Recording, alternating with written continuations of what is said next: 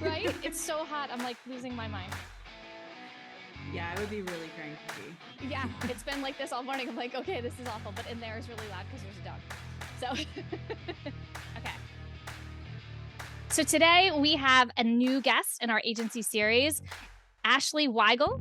Ashley, welcome to the Get Your Act Together podcast.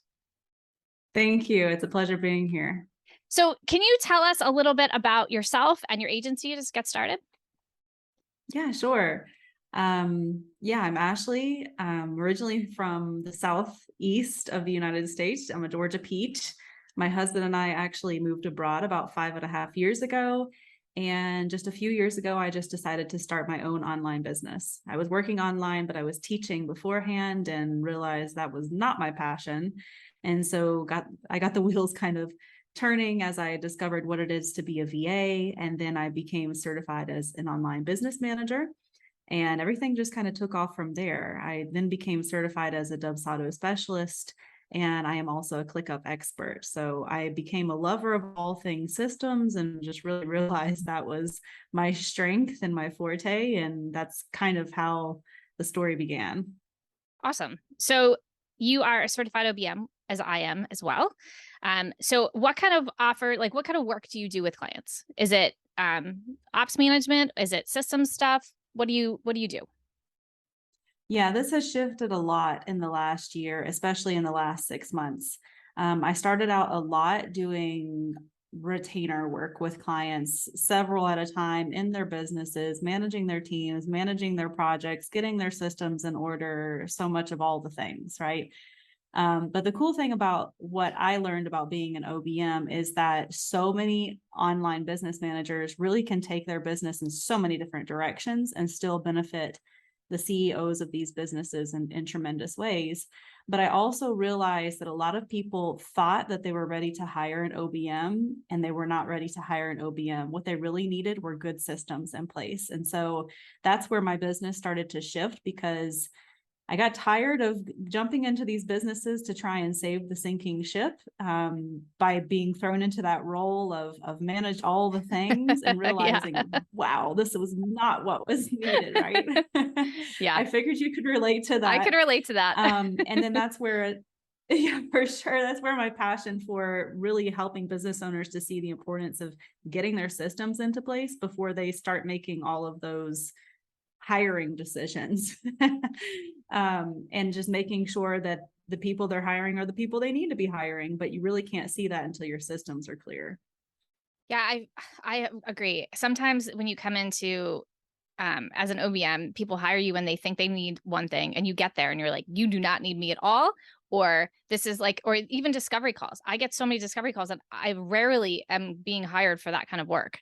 It's always, they need systems. They need someone like an HRE kind of person that will help them hire people. Like, but that's it. That's all they need. You know what I mean? So I sympathize there. And the jumping into that kind of chaos when they don't know what they need, they don't have any systems. It's usually all their stuff is in their head. So getting it all out of their head to try to figure out what is going on. Right? Yes. For sure. That is, yes. So tell me about your agency. How many people do you have? How is it structured? What does your team look like? Right. So it kind of came about by accident. As they often do. Right. So I have currently 4 team members that work with me. So it's more of a boutique agency, as you will. One is actually another OBM that helps with kind of systems level things. The other is the other 3 are really VA level, but we've kind of figured out where their right seat is, what they really shine in. I'm a big fan of traction. And so it's like right person, right seat is kind of what I'm always preaching, and just finding what each does best and making sure that they stick to those tasks when we're serving clients, especially. Yeah, that is so important to try to find the right seats. But I've had people come into my business over the years that are still with me, but like came in as one thing and then have completely morphed into another as we've done some of the work, and to been like, okay, this isn't the right place for you. You should be over here. So, and finding that match is so important. Yeah. Especially my first team member that I hired, she has just kind of developed with me and with the team. And the more that I saw, for example, her strengths, she was kind of my unicorn to begin with. She could do all the things, she would do all the things, but I finally just started asking her the question, what lights you up?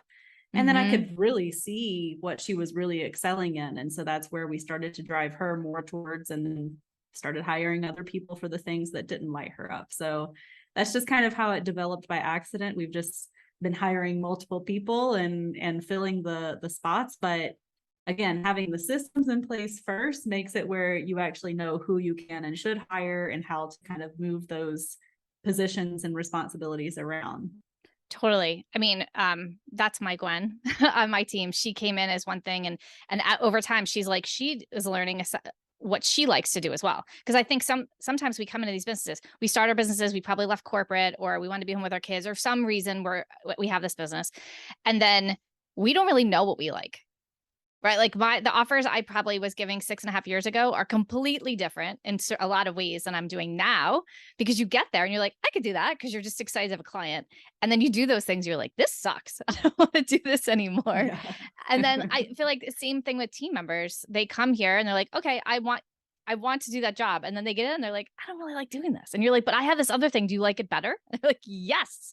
And being able to be flexible when you're such a small agency is so important. Yeah, 100%. Yeah, I mean, because it's not like I just have a ton of contractors and I can just pick and choose. I just want to make sure that the people that I have, that I love to have on my team, that they're going to stick with me, and that I'm not doing anything that makes them miserable. Like, it's also their own business. They're not my employees, they're contractors. So at the end of the day, I want them to be happy with what they're doing, because they might drop me as a client. And I Yeah. don't want that. I want a happy team. Yes. So with that in mind, you have a team of 4 plus you. You've grown this into a successful agency. Like what advice would you give someone who is just starting out or thinking about an agency? Like what advice would you give to along your path, like how you became successful looking back now? What is that advice you give? Yeah, it probably depends on a few different factors. Do you already have team members? If not, starting by what do you want to get off your plate, and thinking about what you possibly can delegate, what you possibly can automate, and just kind of brainstorming, brain dumping that all into a list, and then going from there, and like kind of grouping those like tasks together and saying, okay, who's the person that I need to hire, or what tool do I need to use to take some of these things off my plate, and then really seeing who the person is to hire. Because I definitely believe in making sure I'm ready with my systems and that I've automated whatever I can, because I don't want to have a person doing the things that a software can do instead, some firing workflow off, firing off workflows and automations and such. But then at that point, then you can actually, again, look at the things that you have in common, all these tasks that one person could do, and saying, okay, that's the first person I need to start with and hire. But above all, making sure you're ready to hire that person. You can bring on the most talented, brilliant, beautiful, amazing human to your team, but if you don't have the systems in place ready to receive that person, it's going to be chaos. They're not going to thrive. You're going to feel frustrated. You're going to feel like you're still spinning plates. You're going to feel like nothing is off your shoulders because you're still the bottleneck. So you have to start by getting those systems into place. That's probably my biggest thing, is do that brain dump and then make sure you're prepared when you are ready to start hiring that person with your systems. Yeah, I mean, this is the church of systems over here. So I preach this constantly, right? Because I mean, especially when you come into businesses and you see the chaos that happens, like, that you need systems. Like, everything is messy until you get that kind of set up, until people have expectations of what they're supposed to do. Like, hi, what is my job? When should I be doing those jobs? Like clear expectations, knowing what's going on is so vital. And so many business owners completely skip over that. They just kind of throw things in. They're like, yeah, we'll figure it out. We'll figure it out. And everything's always chaos. And I'm a firm believer that chaos does not scale. How do you lay it out as an org chart? Like, is it you and then them? Is there an ops manager in between? Like, Mine is simple. Again, I consider us a boutique agency, so it's very clean lines, simple communication. I try not to make anything too complicated for where we're at this point in my business. So it's me, and I do any kind of delegation and communication. However, one of my team members, two work together for one client, kind of in different roles. And so, for example, I communicate with one of them and he communicates the rest to the other team member, and they will go back and forth a lot. And then I can kind of step back and not have to be involved in all of those details. I handle kind of the higher level, processes and systems for that particular client. And then the rest, I'm not all in, because they actually provide virtual assistant services and the systems and all that good stuff for that particular client. So in cases like that, then my hand's not all in the pot, which is really lovely. And then even with my other team members, she does help with kind of the visual and marketing pieces with some of our clients, and then does all of my marketing as well. So I'm in direct communication with her, and we will kind of brainstorm things together. But it's very simple in terms of, I kind of make the strategy and I delegate things out and then watch things happen because the systems are in place. right. Totally. Yeah. I mean, I am still in a lot of the business. I know that's why I was curious to see how you were set up, because some people are like, nope, I'm out. I'm just, CEO and managing marketing or whatever. And I'm not a huge lover of marketing, so I don't want to do it all day exclusively. I do like the work. So I have stayed in the work. So you are in the work as well. Yeah. Yeah. Is that something that you have made a decision to do, or is it just like where you are right now and you would like to move on to something else and get out of that? Or do you like being there? I mean, I like being there. I don't necessarily just want to work for my business and then have my team members work for other people's businesses, if that makes sense. Yeah. I enjoy kind of getting in and getting my hands dirty. I actually come from a medical background. I was a radiologic technologist for years at a really busy Atlanta area hospital. And I like getting in the nitty gritty. I like figuring out where the organization is and the chaos, and kind of finding my own plan, and figuring out how to deal with all the things that are being thrown at me. So I probably wouldn't know what to do if I didn't have a little bit of that. Yeah. Yeah. I enjoy it. So, yeah, I mean, I guess that's kind of the short answer, but our offers have changed a lot this year as well. I'm not openly offering retainers to be involved with these clients. It's more package work, and we're focusing a lot on VIP days, which is me and a team member. So it is cool because I do get to have team member support on those VIP days, and we have really defined roles. So it's not just all on my shoulders, and it feels good to have that kind of teamwork, team effort. But yeah, I mean, that involves me until I can figure out if I ever want to hand that off, or I don't know. I mean, I enjoy the VIP days. So that's kind of where we're at right now with that. Well, yeah, I mean, like I have done a similar thing, right? We have some older legacy kind of ops management clients, and I'll probably have those forever. But like that kind of, we had grown a lot of clients that were chaos retainers clients, and I lost my mind. Like it doesn't matter how many team members I have, everything is like, because nothing's systemized, or there's just day-to-day work that can't just be systemized sometimes, right? Like you just need a person to know what's going on. And it's exhausting. So we have gone a lot more toward repeatable processes, systems as well, just for the chaos factor, because it's hard when there's 20 people all yelling at you. Right. Right. Yeah. Right. Yeah. And that's what I really love about even trying to shift kind of our whole business model that direction. I don't know if that's what our entire business will be based on in the future. Maybe, maybe not. We'll see. But even having kind of that be the main offer and having some upsells, downsells from that, but that would take us a lot out of the weeds. And the thing that I want for my team, my agency, my contractors is the same thing that I want for myself.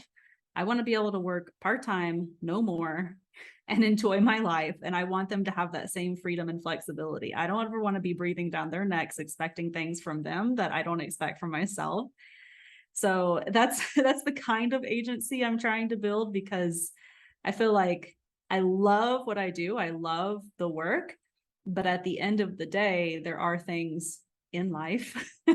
There is life that is more important than just being tied to my computer and getting knots in my back all day. Yeah. Right. I mean, and the thing is, we all start a business, not all of us. I think most of us start our businesses for some kind of freedom of something, right? Freedom. Yeah. Schedule or time, whatever. And a good part of that is like, I'm going to go see my kids more. I'm going to go, surfing more, whatever the thing is. And then we start working our business and we kind of forget about that like part of it. Like we forget why we did all this. We forget like what the purpose of all this was, to get away from corporate. I did the exact same thing. I left a job on Wall Street, and then I have this crazy business of my own that I'm working all the time. And I was like, okay, so yeah, like I have made those kind of conscious decisions as well, to say, I'm not going to do the 15-hour a day days, or I'm not going to do the craziness, because I like going outside, leaving this desk once in a while. Yeah. That's fantastic. Yeah. I mean, you kind of have, well, you have to know why you're doing this. Yeah, for sure. And something that I have found that has been extremely important for me, and I even try to preach to my contractors, is boundaries. Because a lot of times I'll ask them to do something and I'll say, does this feel good to you? Do you have room in your schedule for this? Are you okay with doing this task? Would you rather me find somebody else to do that? And I ask them that, but that's because, again, I want them to be happy, but I also would never want them to feel like I'm stepping on their boundaries, or that they don't have boundaries and that they think they have to drop all the things and run when I call. That's not what I want at all. And that's definitely not what I want for myself. Yeah. I mean, right. Because I feel like some people they want that pressure off themselves, and then they just put it right on their team. Right. I've seen that a lot, like as an OBM, like the business owner comes in and they don't want to have to deal with all this anymore. So they make their team's life a living hell. And you're like, I didn't want to do that. I think watching the people on Wall Street treat their people terribly, and then coming here and seeing a lot of business owners do the same, it was a big value of mine to really take care of my team. Because, yeah, you know what I mean? Like I want them to have a good life too. Right? Yeah. Yeah. And to be able to provide that, right? Like, I don't want them to be miserable just because I'm at the beach. Yeah. Right. Yeah. So how do you work? You work with contractors. So how do you communicate? Is it, do you have a lot of team meetings? Are you on Slack? How are you getting the tasks to them? Is it just all, project management tool things? How are you communicating back and forth and getting all the work together? Yeah. In terms of team meetings, we try to have as few team meetings as possible. What I have found, and even just the feedback from team members, is that constant meetings saps their energy, and really just even their creative energy. It just takes away from their ability to do their actual job well. And so I try to keep that to a minimum, because meetings can just drag on and on. And sometimes you're like, why are we actually meeting today? What was the point of this meeting? Oh, it's because it's Wednesday at 9. That's not the reason for a meeting. No. Hello, calling all CEOs. That is not the reason for a meeting. So we really try to keep them to a minimum for when we need a meeting.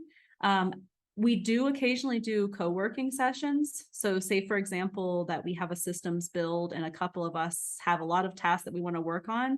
It helps us to just hop on a co-working kind of Pomodoro style and co-working call and just hop in, and we have 2-hour block, and like if we have questions we want to ask each other, we just put on a Spotify playlist and we just get to work. That is kind of the extent of meetings. That was some air quotes, you can't see me, but that was some air quotes there. But in terms of actual just regular communication, we do have Slack that we use for just kind of like one-off little questions. And then we use Clickup for project management. We live in Clickup. So we do everything that we possibly can do within Clickup. And even task-specific questions, they go into the task and we just tag somebody so that stays with the task information, and it's not flying over to Slack, and then it's not an email, and it's not in a random meeting where no one knows about it or hiding in DMs. So every place kind of has their specific purpose, but mainly out of Slack and ClickUp is where we accomplish all of communication and task assignments and can keep track of bird's eye view of everything. Which is so important because otherwise you're trying to follow up all the time with everyone, which sucks. Yes. And then your team hates it because all they get from you is a million messages asking if things are done. Yeah. Yeah. And it's like, I can just go in and click up and look. Right? I've tried to explain this to some people. Like they've started out an agency, they're coaching thing. I'm like, isn't it great if you could just like see what's happening? And they're like, no, but I want to talk to everyone. I was like, no one wants to talk to you all the time. Right? No. Thank you. No. The answer is they do not. No, and especially with contractors, they're all working on their kind of their own time schedule, right? And that you have to respect that. So yeah, we don't do a lot of meetings here either. Like I'm always here if anyone wants to have a meeting, but like it's hard to like, right. Why am I here? Why am I having this meeting? Unless I should be having a meeting. Then if we should have a meeting, let's just make a meeting. Exactly. The standing meeting to me has gone, is a huge time waster. I feel like for unless you're doing something each week or some on purpose, not purposeful, right? I mean, these meetings. So how are you paying your team? You don't have to give me numbers if you don't want to, but like, how do you structure that kind of numbers on what they're going to get paid? Is it a percentage? Is it a flat rate? Are they getting paid hourly or project based? Does it change based on the offer that your clients are paying for? Yeah, great question.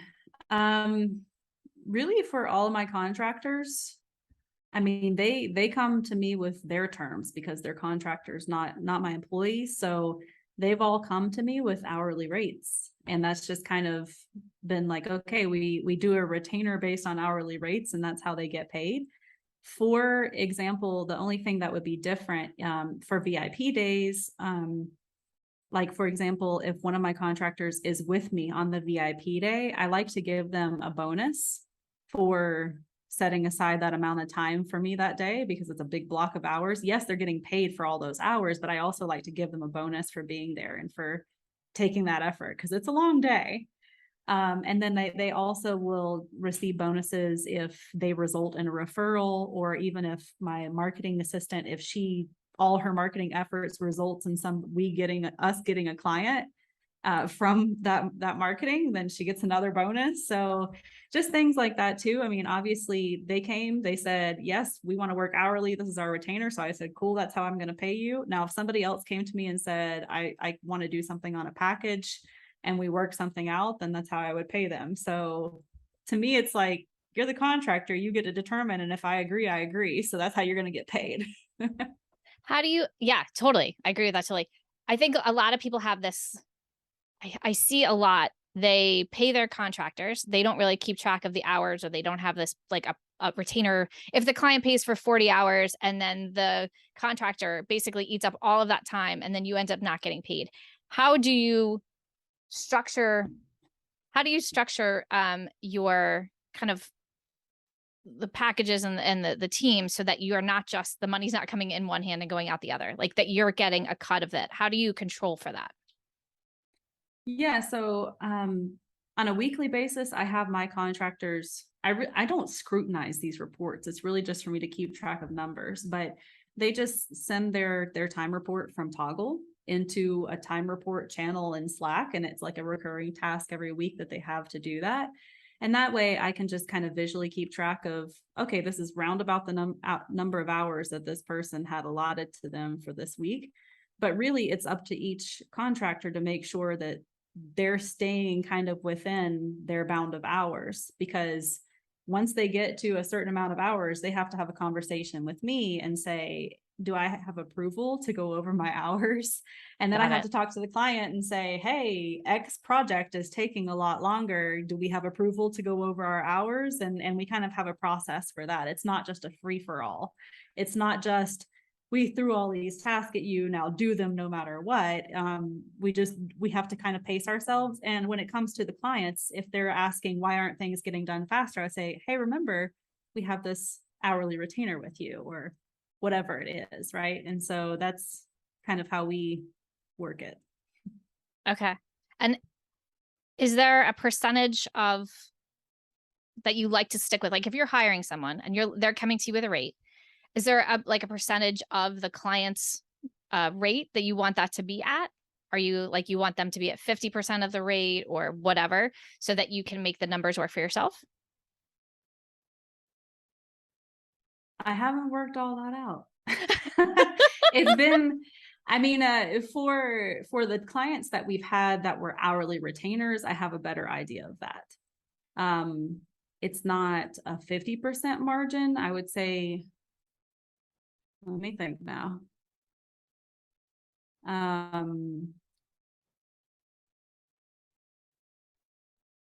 Well, it's almost a 50% margin, maybe closer to 40, let's say.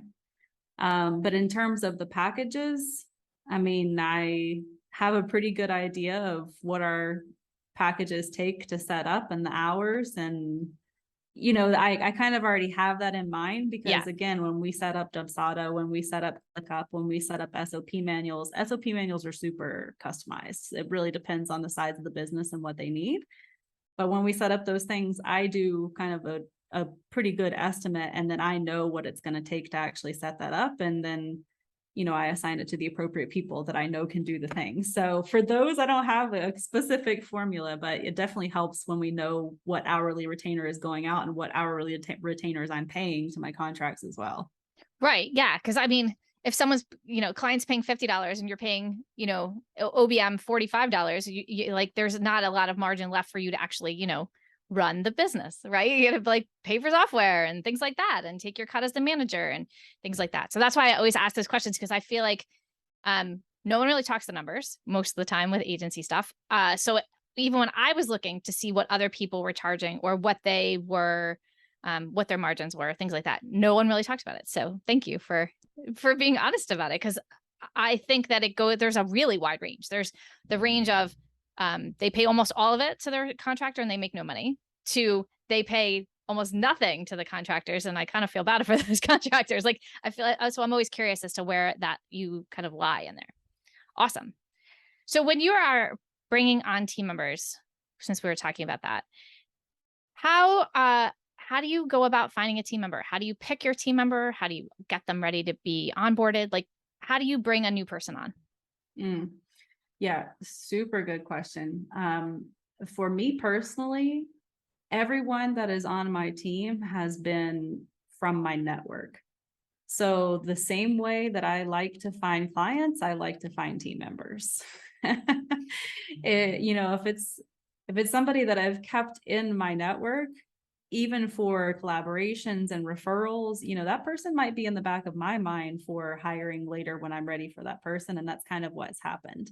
It's that no like trust factor. I don't really want to hire a stranger. For me personally, that's just what's worked for me. And it has worked really well for me. And even when I've done hiring for clients that needed a podcast manager or needed a general VA or a marketing assistant and so on, same thing. The first people that I went to was my network. And then I also do put out, you know, applications and all that good stuff in some of the different communities that I frequent that I know have good quality candidates in there.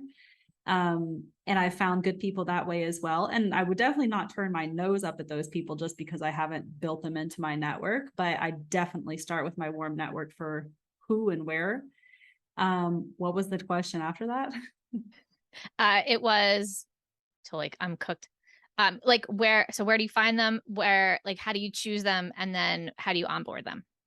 Yeah. Okay. So yeah, the choosing thing is I might have already chosen them because they were in my network and I said, hey, you want to work together? No, but aside from that, even when I've done hiring for other clients, we do put them through kind of a process where either there's a test project or some scenario questions and things like that. And then we usually get it down to the top two and then let the actual CEO talk with that person and like feel what the vibe is and kind of ask their own questions and things like that. So that's kind of my choosing process once they get through the application process. And then the onboarding process. Yeah. So we do a lot of the onboarding through ClickUp. I actually have like a team team member dashboard that I have created that I just duplicate for each team member. It's got welcome videos and it's got onboarding forms for our team members. It has their initial task and tutorial videos for how to work the different software, how to get started in ClickUp. It even shows what their first task list is right there in ClickUp. So it kind of teaches them the ropes of all the basic things that we do. And then has all of our contact information and shows them how to get started and everything. So that really just, like I said before, we try to do all the things that we can in ClickUp. So that's where we start them at, is right there. Now that sounds wonderful. Like having all that. Did you have that in the beginning, or is this kind of a newer thing built up? I didn't have it for my very first team member, but I think I built it for her pretty soon after. I was immediately making videos for her and doing I think I did a walkthrough with her in ClickUp. And, she was my very first, my VA before I even got started with anything. So from after her, yeah, I built that up because I said, I definitely want this process. I've learned from her and I want this process to go smoother. So the moral of the story is learn from your mistakes. Right? But that's it. Like, no, but like, I think a lot of people want to have this all finished and be perfect before they hire their first person. I'm like, but you don't even know what they need yet. You have to kind of start. So that's what I was saying. Like, you have this new person and you've learned, and then you can do it for the next person. Yeah. Yeah. And then after that, it was a lot. I mean, I had so many of the videos already created of what I needed to teach someone. And then we build out SOPs and then, so on and so forth. So you have to build those things up, but don't wait until it's too late and you have none of those things. And you're Right. like, we need all the systems in the business and we have nothing because we've been so busy, but it's worse later. Yeah, get going, but it doesn't have to be perfect. Exactly. Yeah, for sure. And you can fix it as you go. For sure. Yeah, I think that's I think with a lot of hiring, people get so, oh no, I'm not ready yet. I'm not ready. It has to be perfect. And it's definitely messy in the beginning. I think agency is messy in the beginning. You're trying to figure it out. Like, you're trying to figure out managing a group of people. If you haven't done it corporate, or even if you have, it's a totally different world here. So yeah, that done, not perfect. I'm seriously, I'm gonna have a tattoo of it soon because I keep telling myself that this week as I try to do things that are, I'm like, no, it's not perfect yet. And I'm like, nope. Trying to keep myself in check. So I think I'm just telling you so I can remind myself. I'll send you a note afterwards. No, one of my coaches, her big motto is take messy action. And so it's really the same thing, but it's don't worry about being a perfectionist. And a lot of us, especially if we're at the point of being agency owners or as OBMs or organized VAs or whatever we are, that's really hard for us. It's so hard, right? Like, we want to have all the pretty spreadsheets done and everything filed nicely, like all the things, right? All the automations done. And then that's really hard to be like, I'm just going to make this messy. I'm going to make videos on Instagram and be messy. Like, it's not going to be perfect. Like, that is a huge, hard thing, but it's so necessary to just get going. Just get going, for sure. Mm-hmm. Yeah. What do you really love about running your agency? Like, what are the good parts? Yeah, I mean, when I was working on retainer in clients' businesses, I actually really love the team management part. I enjoy that. I thrive with communication with team members. I feel like maybe working in the hospital all those years taught me a lot about communicating with different people and being able to read what they're going through and trying to understand different circumstances, being empathetic, but I just love that team management part. But it's really nice to actually be able to do that for my team. And I enjoy that piece, and not for somebody else's team where I'm also responsible for what that person thinks and wants with their team members. That I get to be the voice. I get to be the end all be all when it comes to my team, and I get to treat them the way I feel they deserve to be treated. And I like that. So I like still being able to kind of hold on to that piece of my original, what I was doing as an OBM, but also within my own business. Yeah. I think one of my favorite things to do is surprise my team with something, like send them a birthday gift, give them a bonus. Like, it's one of my favorite things in that way. because just being able to take care of them in your own way. Like you can never do that in corporate. You can never be like, hey, let's go for drinks. I'm going to send you some money. I'm going to, like, whatever the thing is, like, you can't really do that in corporate. Like here, you can do whatever you want. I love it. All right. So on the other side of that, what is the hardest part of the agency? What is like the thing maybe we don't talk about very often, but it's the hard part. Yeah, I mean, the thing as the agency owner is everything does fall back on your shoulders. So if there's heck to pay, it comes back to you. And that can be the hardest part. I mean, obviously, even if you're an independent contractor working as a VA or an OBM and you don't have a team to answer to, at the end of the day, you still have to be responsible for your actions. But now you're responsible for your team members' actions. So that can be tough. Especially, I think that's the hard part for agency owners is they feel like I'm the only person that can do this. Nobody else can do it like I can do it. And so being able to let go and trust that your team members are going to handle business. And then when they do make a mistake, remembering to yourself, that could have been me. I could have very easily have made that mistake.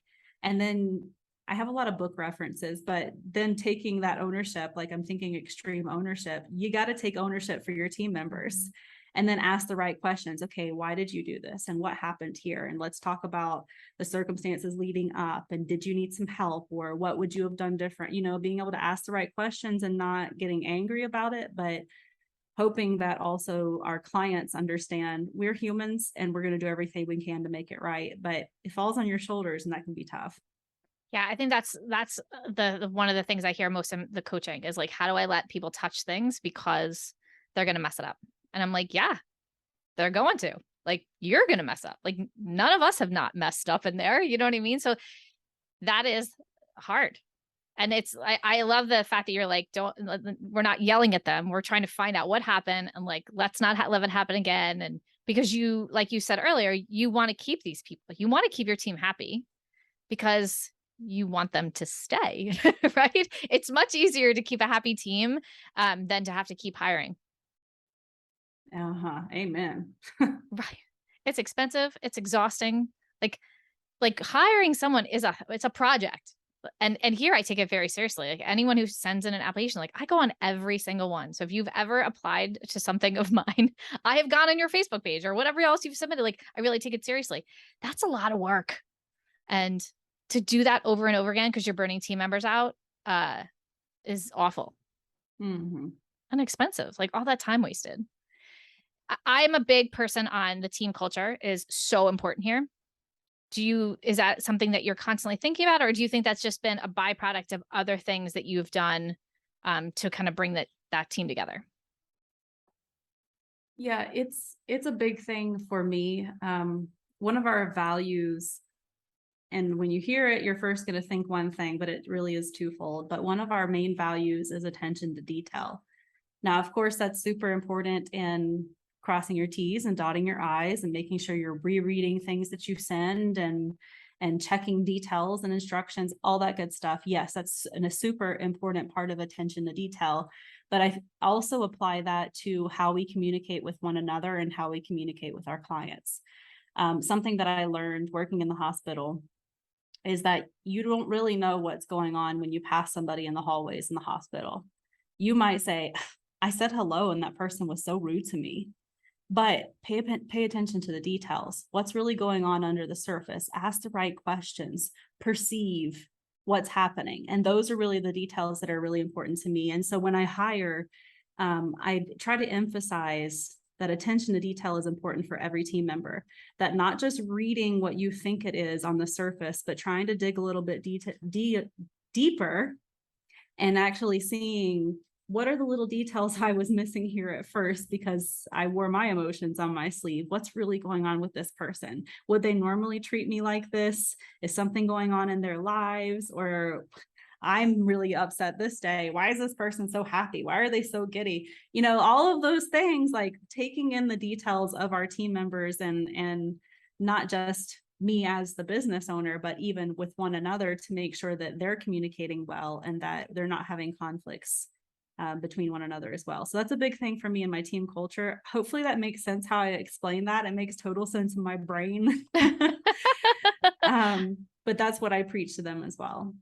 Yeah, it totally makes sense, because I was thinking like, oh, you should add to that list. Like, not only are they having a bad day, but like, do I need to eat? Because I feel like I'm at my desk and I forget to eat. And then I'm like really crabby. Like, why isn't this done? And then I have to go, wait, this has nothing to do with my team. They're fine. I just need to eat a sandwich. So I like making sure that I'm not a jerk also is like in that kind of pantheon of looking around and getting the details. So I love that. Yeah. Right. I don't get hangry, but I do when I'm hot. Like, I know you were saying how hot you are. I get real cranky. I do not like being hot. Yeah. Lucky for you, I already ate before I came here because I'd be hot and hungry. Yeah. For all of you out there, I'm in my office right now with no air conditioning. It's like 100 degrees in New Jersey. And I think I'm slowly melting. So Ashley's just watching me like melt on screen right now. So yeah, heat and hungry, it's not a good place to do. And if you think you should go yell at someone, you should definitely take a break before you do that. So, right. So the last couple of years have been, they have been tough in a lot of places. And in this online world have actually been tough and good, right? Like the online world, the COVID debacle was really kind of a boon for a lot of people in our industry, right? Everyone was going toward online businesses. And we already knew what it was. We already knew how to work Zoom and all the things. How has that been for you? Has it been harder? When did you start your business? I'm sorry, maybe I should start there. Did you start during COVID? I did. Yes. So you have been on this, hey, everybody's online, awesome kind of track. Yeah, I mean, I already knew Zoom and some basic things like that, but and I had already been introduced to the world. A family member had started as a VA, and I was working online, but I wasn't working in that kind of capacity online. So when I realized what I could do, and I actually, if you know or heard of her, Lauren Golden with the Free Mama movement, I actually started with her. I attended an online event, and then I decided I was going to get her course, and the rest was history from there. But yeah, I almost said I was a COVID baby. I was a COVID business baby. But it definitely started during 2020 for me. So for that, because I was before that, but like, so I'm interested to see your take on this. So there's been a lot of doom and gloom lately with like recession, everything's terrible. There's a couple of podcasts that I've stopped listening to because every week all it is drilling in how awful the world is going to be in the next 6 months. What is your outlook on the next year? Are you worried about things? Are you like, we're fine?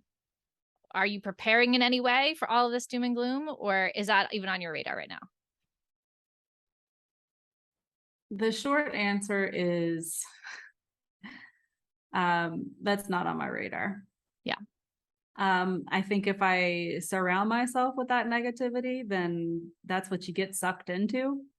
But if we keep being positive and just trying to figure out the best way to adapt to the circumstances, we can adapt. I mean, so many other businesses over the course of time and recessions and depressions and all kinds of economic downturns have survived because they just found ways to be adaptable. So I'm kind of the same way as you. If I hear things like that, I'm like, okay, turn off. I don't want to hear this all the time. Like, yes, I know there are a lot of things happening in the world, but at the end of the day, we're going to find a way to keep going. So that's kind of our mentality here. So with that in mind, we are looking toward the future and knowing that we are going to just go figure it out, right? Right. All right. Well, Ashley, it has been fantastic having you here on the podcast. Can you tell everyone where we can find you? Right. So we are currently rebranding. Fun. So right now you can find us at gpvirtualservices.com. But on Instagram, we make systems sexy. So very soon we're going to be relaunching the website as well, but it's We Make Systems Sexy. That's our Instagram. You can find us on LinkedIn. My name at Ashley Weigl. So a couple different little things, but soon it will all be, we make systems sexy. It's always that transition place, right? We did the same thing, and it was like we had to get all the places, and then you're somewhere along the line. It's like when you get married and your maiden name is still on something. My mortgage is still my maiden name. I've been married for 10 years. Like, you just find all those little things. But we will take all of that information. We'll put it in the show notes so you can find Ashley. And thank you so much for being here today. It was a great conversation. Yeah, thank you. It was a pleasure. Thanks for having me. All right. And we will see you guys next week. Thank you so much for joining me this week. If you have an agency or want to create one, come join my Facebook community, Get Your Agency Together, where we talk all the things growing and scaling your agency. For show notes and more info on all the things, head over to reynoldsobm.com. Follow me on Instagram and Facebook at Reynolds OBM. And finally, if you enjoy this podcast, I would love for you to give us a review on iTunes.